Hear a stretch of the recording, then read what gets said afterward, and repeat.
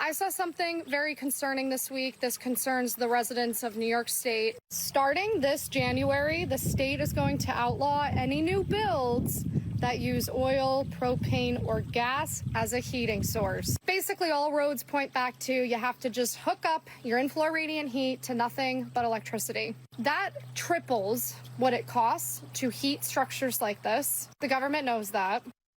We don't even have the infrastructure to deliver that volume of electricity. So a gas ban has been upheld in a New York State court, if you can believe it. That means starting in 2026, you won't be able to heat any new construction using any propane, gas, or other fossil fuel appliances. And as this girl said, the alternative is ridiculously expensive. And for a lot of households, this is prohibitively expensive. And depending on where you're located in a rural enough area, it might be unreasonable. Keep in mind, some towns in New York have similar bans on wood stoves as your primary heat source as well. Cliff Maloney, Republican strategist, and David Medina, founder of Project Libertas. All right, David, I look at this and I'm like, you people would all die in the apocalypse. Yeah, I mean, it's just like it's the same thing I've been saying over and over again. It's all about control with these people. This is from the same state, Carl, where AOC State, where she put out a report that cow flatulence was the reason for climate change. These guys don't know what they're doing. They just want to control Americans. That's what this is about. That's why they want to hook it up to the grid. That's why they're pushing for electric vehicles, all in the name of climate change. It's nonsense. Yeah, and Connecticut, they push you to get solar where I live, but then the solar has to hook back to the grid, so you can't even use it if the power's out, which is stupid. All right, Cliff, this is an interesting one. The libs are going to absolutely go bananas over this one. The Insurrection Act of 1807 outlines circumstances where the president could deploy the National Guard or military domestically. This hasn't been used since the George H.W. Bush in '92 in response to the huge L.A. riots. But Trump is now considering using it because of the pushback against National Guard deployment to cities like Chicago and ICE protests and all those stuff. And he's asking if he can do this under Title 10 U.S. Code Section 12406 says he can order guardsmen to service as long as they're quelling a rebellion or danger of a rebellion against the authority of the government. I would say, Cliff, that it's pretty much pushing that boundary.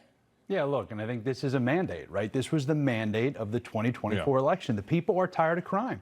The people want action. They're tired of all the excuses.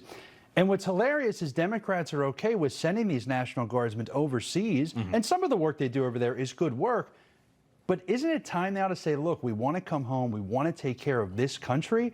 And I just think that they're totally losing the narrative.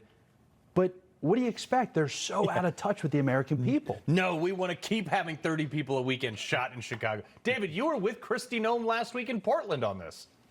Absolutely, and your guess is absolutely right. I mean, you know, these people in Portland, these Democrat leaders, they refuse to allow law enforcement to do their job. And so President Trump is absolutely correct in looking at the Insurrection Act, and because the local police here they can't do their job, Carl, and they are told constantly to stand down, and they're allowed to let Antifa have their way.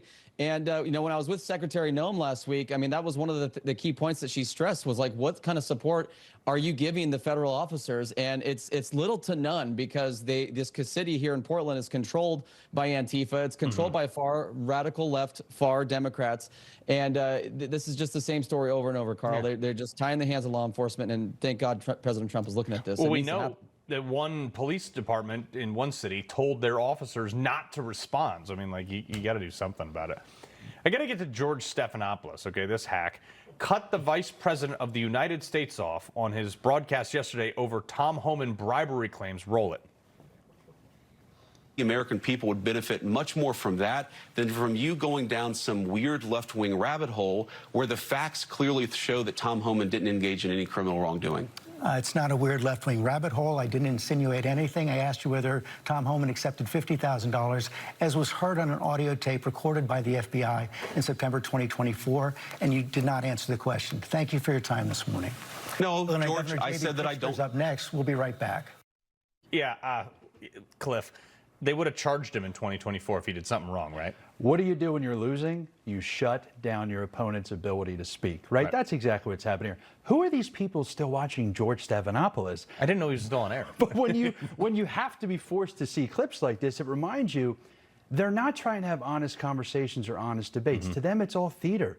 It is a production. And when somebody like J.D. Vance, who's real, who's authentic, comes in and has a narrative that connects with people, they only have one option: silence them and shut them down. Yeah. But by the way, he's never failed to answer any question in any debate ever, at any time ever. But anyway, Cliff, David, we appreciate it.